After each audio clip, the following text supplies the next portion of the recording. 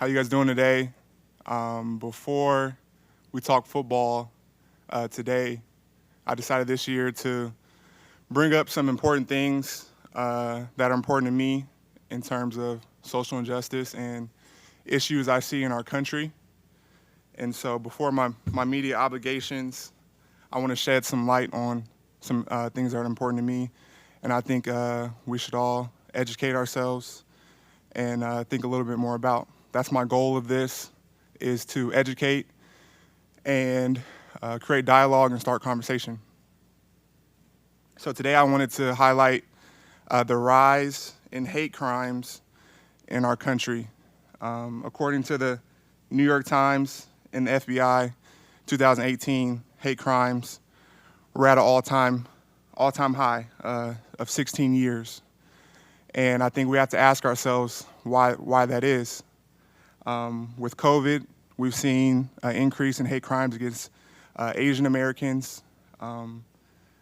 With immigration, we've seen a raise in hate crime against Latinos in our country. And so I think we have to think about why these things are happening, what biases and stereotypes are we continuing to allow to be a part of our society, and how can we stop spreading hate and start spreading love in a society where everything is divided, black and white, rich and poor, gay, straight, immigrant, citizen. How can we knock down those walls instead of dividing our people and bring people closer together? And I think the way you do that is spreading love and not hate. So I challenge all of us to continue to spread love and understanding to people who don't look like us, maybe have a different language than us. So that's what I wanted to shed light on today. And let's talk football.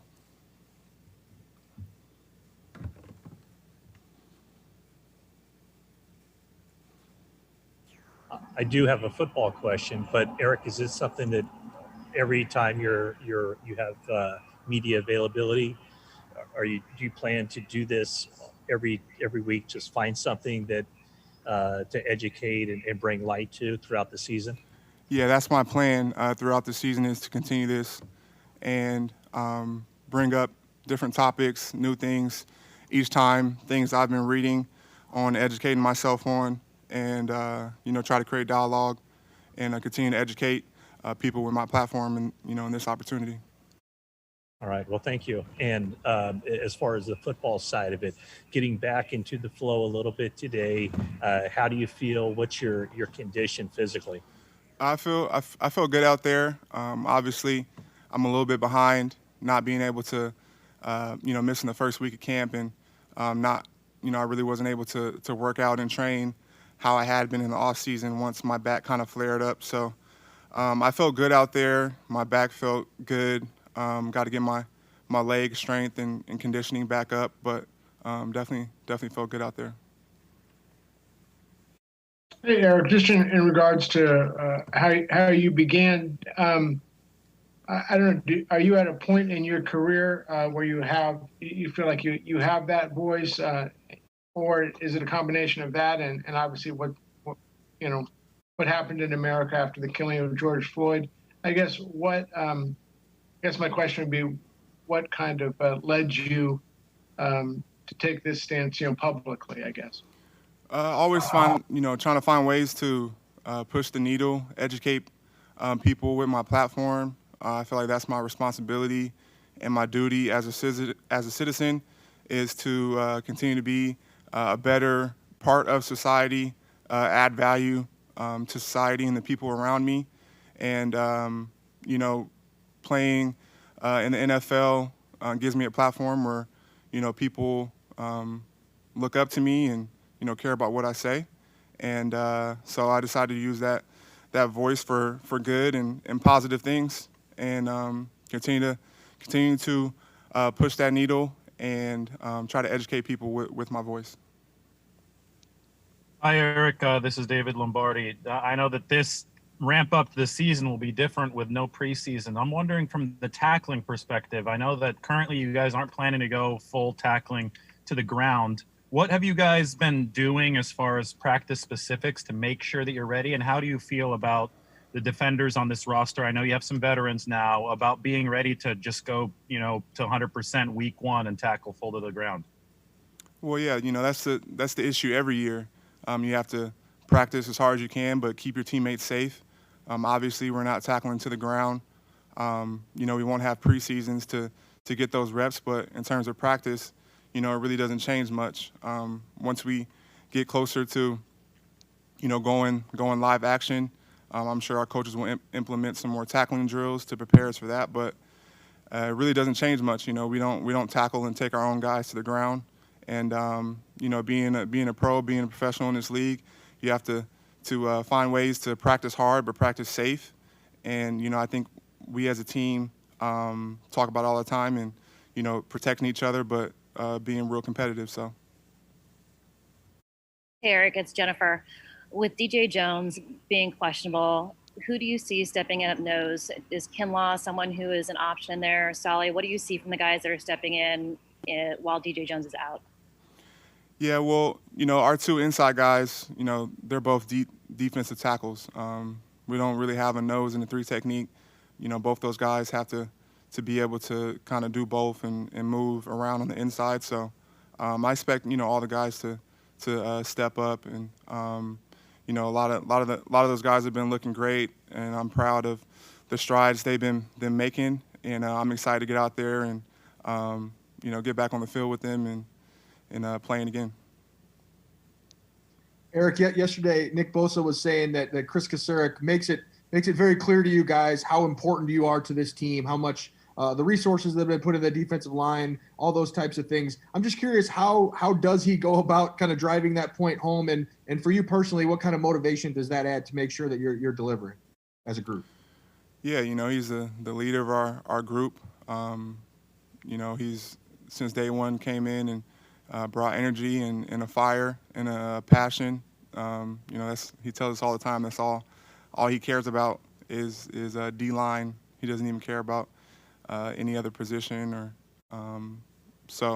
and now his beautiful daughter and his wife. But that's all he cares about is D-line. And so we take that mentality and it rubs off on us so much because he reminds us of it every day, of how to play and what he believes in.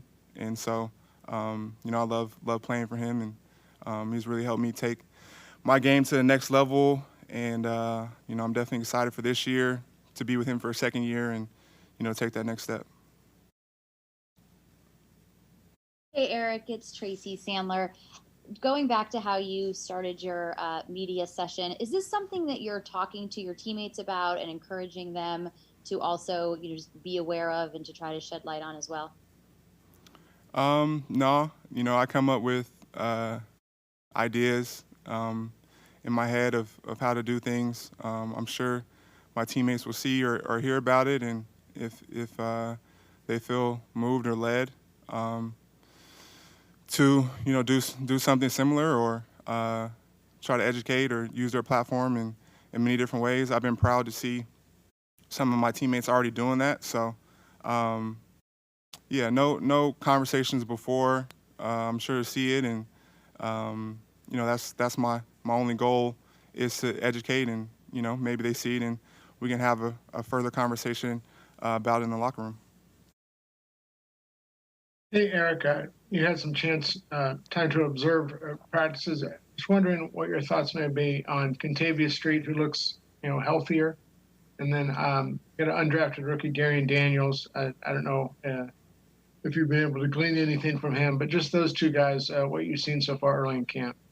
Yeah, Street is looking amazing. So proud of him. The injuries that he went through, and I've gone through injuries in my career. And it's tough when, you're not feeling like yourself and you're out there and you're trying to play, but, something just isn't right. So I'm proud of him, excited for him. And, I think he's going to do amazing this year. Darian's been doing exceptionally well. He's coming along. It's always an adjustment for a rookie, and especially the way Chris wants us to play. And so, he's getting better day by day. Hey, Eric, Kyle Posey, Niners Nation. I was wondering, and going back to where you started with this, what would you say is the best way to approach somebody who doesn't look like you, but is ignorant or oblivious to the social injustices in the country? Yeah, I think it's simple encounters you can have with people. Walking down the street, in a store, saying hi, going out your way to be polite, nice, knocking down that wall, that kind of invisible wall that may be there when someone doesn't know you, and people can be pleasantly surprised, like, oh, that's a nice person. They didn't have to do that, or showing a genuine care or want to learn about other people, not being so self-absorbed where you only care about what's going on in your life and the people you know. Try to show interest in some other things that you don't have experience on. So I think those are two simple ways that you can start knocking down those walls and creating unity.